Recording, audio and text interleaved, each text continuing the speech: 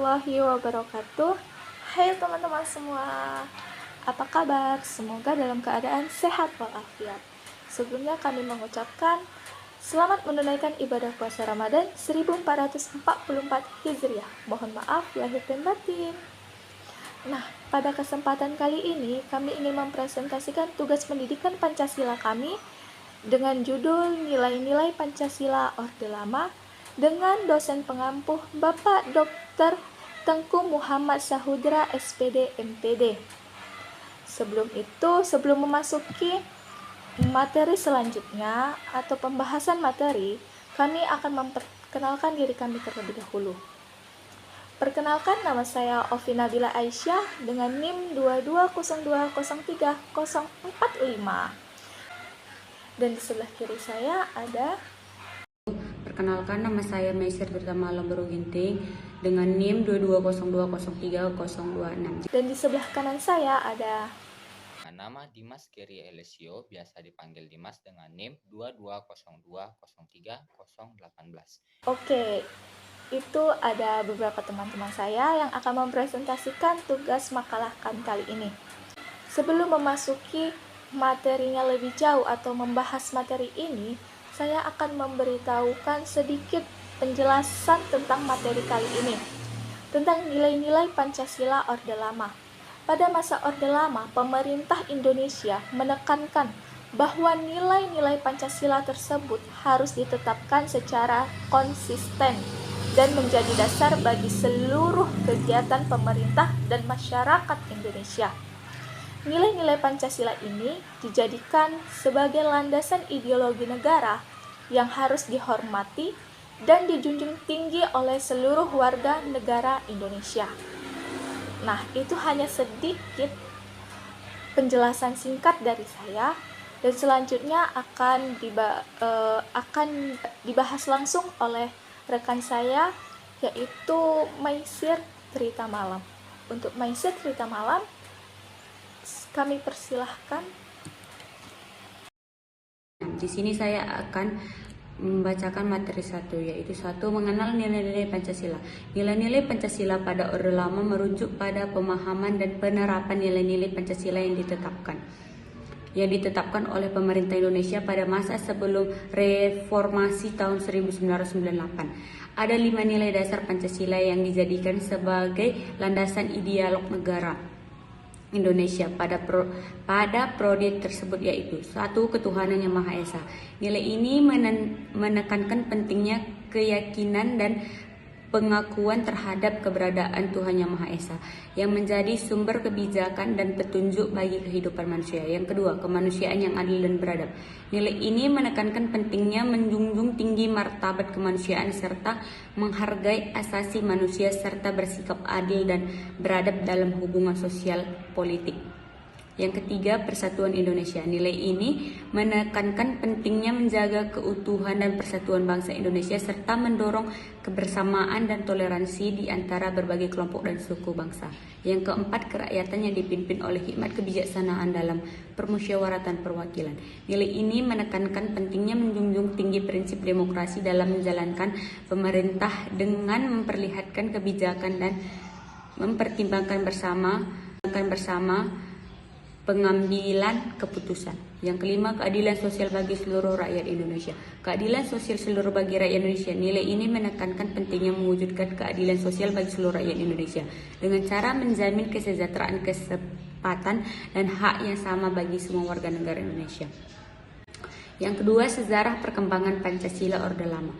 Kedudukan Pancasila sebagai ideolog negara dan falsafah bangsa yang pernah dikeramatkan dengan sebutan Azmai Revolusi Bangsa pudar untuk pertama kalinya pada akhir dan dasawarsa setelah proklamasi kemerdekaan. Pada masa Orde Lama, kondisi politik dan keamanan dalam negeri diliputi oleh kekacauan dan kondisi sosial budaya berada dalam suasana peralihan dari masyarakat terjajah menjadi masyarakat mereka. Masa Orde Lama adalah masa pencarian bentuk penerapan Pancasila terutama dalam sistem kenegaraan. Pancasila terapkan dalam bentuk yang berbeda-beda pada masa Orde Lama terhadap 3 periode penerapan Pancasila yang berbeda, yaitu periode 1945 sampai 1950, periode 1950 sampai dengan 1950. Terima kasih untuk Maiser Trita Malam yang telah memberikan materi tentang mengenal nilai-nilai Pancasila Orde Lama dan sejarah perkembangan Pancasila Orde Lama. Dalam penjelasannya, semoga kita dapat memahaminya lebih dalam lagi ya. Dan untuk materi selanjutnya akan dibawakan oleh saya sendiri. Oke, untuk selanjutnya akan dibawakan oleh saya sendiri tentang penerapan nilai-nilai Pancasila Orde Lama. Nah, Pancasila ini sebagai konsep dasar negara Indonesia, sehingga ada 2 contoh penerapan nilai-nilai Pancasila Orde Lama, yaitu yang pertama, pentingnya nilai-nilai Pancasila dalam membentuk identitas nasional Indonesia yang berbeda dengan negara lain. Namun, dalam masa Orde Lama, nilai-nilai Pancasila diinterpretasikan secara berbeda dan dijadikan sebagai alat untuk mempertahankan kekuasaan presiden dan oligarki politik. Hal ini berdampak pada pembangunan nasional yang cenderung mengabaikan aspirasi dan kebutuhan rakyat. Poin yang kedua, ada pentingnya nilai-nilai keagamaan merupakan salah satu dari 5 nilai dasar Pancasila, yaitu ketuhanan yang Maha Esa. Namun, pada dasarnya dalam praktiknya, nilai keagamaan diinterpretasikan secara berbeda oleh pemerintah dan masyarakat. Kebijakan pemerintah di Indonesia pada masa Orde Lama yang cenderung memprioritaskan agama mayoritas, yaitu Islam, dan mengabaikan hak-hak minoritas agama. Hal ini terlihat dalam kebijakan-kebijakan seperti penghapusan ajaran agama minoritas dari kurikulum, pembatasan kegiatan keagamaan minoritas, dan diskriminasi terhadap pemeluk agama minoritas dalam proses pengambilan keputusan politik. Nah, itu ada beberapa 2 contoh tersebut dalam penerapan nilai-nilai Pancasila pada masa Orde Lama.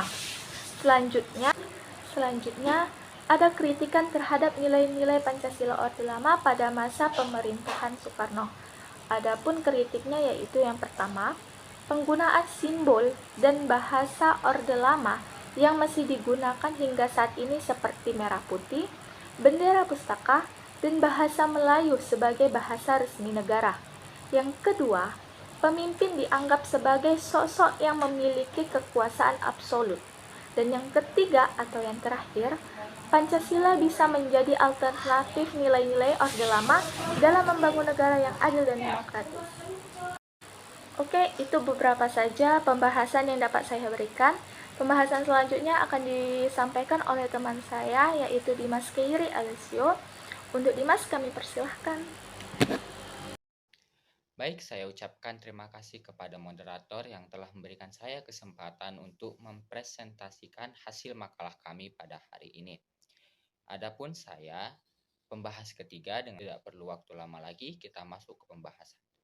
Baik, saya akan membahas 2 materi pada makalah kami, yaitu pertama, kontroversi dan interpretasi yang berbeda-beda dalam pembangunan nilai-nilai Pancasila dalam pembangunan nasional, terutama pada masa Orde Lama. Yang kedua ialah penyimpangan-penyimpangan era Orde Lama. Pancasila adalah hasil kesepakatan yang dicapai para founding father Indonesia, yaitu Soekarno, Hatta, dan Ki Mangun Sakoro. Pada 18 Agustus 1945, Pancasila dianggap sebagai dasar negara yang memiliki nilai-nilai universal dan bersifat inklusif untuk seluruh rakyat Indonesia. Namun, pada masa Orde Lama, Pancasila diinterpretasikan sebagai ideologi tunggal yang mengesampingkan kebebasan individu dan melahirkan kekuasaan absolut oleh presiden sebagai pemimpin tertinggi. Oleh karena itu, Pancasila dalam Orde Lama dinilai kurang mengakomodasikan kebebasan, demokrasi, dan hak asasi manusia atau yang sering kita sebut dengan HAM. Meskipun demikian, nilai-nilai Orde Lama masih terlihat dalam masyarakat Indonesia hingga saat ini, terutama dalam cara berpikir dan bertindak masyarakat, serta pentingnya untuk memperbaharui nilai-nilai Pancasila agar lebih sesuai dengan perkembangan zaman dan dituntut kebutuhan masyarakat Indonesia. Baik, saya akan masuk kepada pembahasan kedua saya, yaitu tentang penyimpangan-penyimpangan Orde Lama. Adapun penyimpangan-penyimpangan pada era Orde Lama ialah sebagai berikut. Yang pertama tentang Presiden membubarkan DPR hasil pemilihan umum 1955 dan membentuk DPR gotong royong.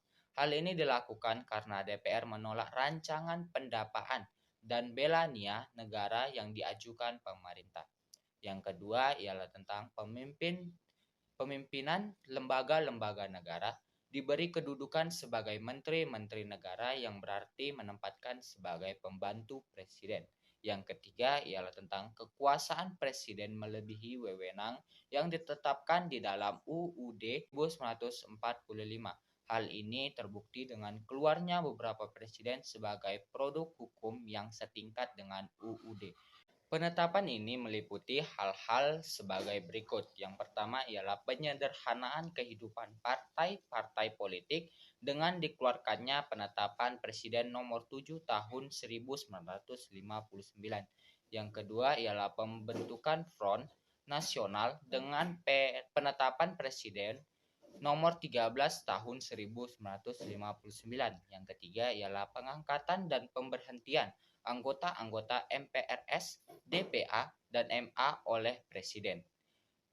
Penyimpangan yang keempat ialah tentang hak budget DPR tidak berjalan karena pemerintah tidak mengajukan rancangan undang-undang APBN untuk mendapatkan persetujuan DPR.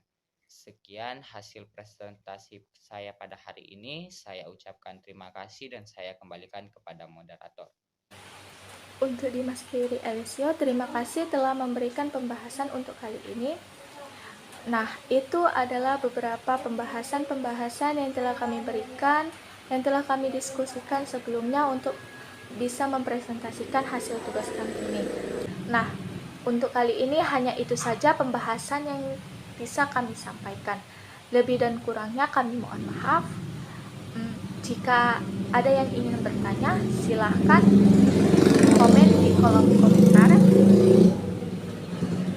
Kami tutup dengan wabillahi taufiq wal hidayah. Wassalamualaikum warahmatullahi wabarakatuh.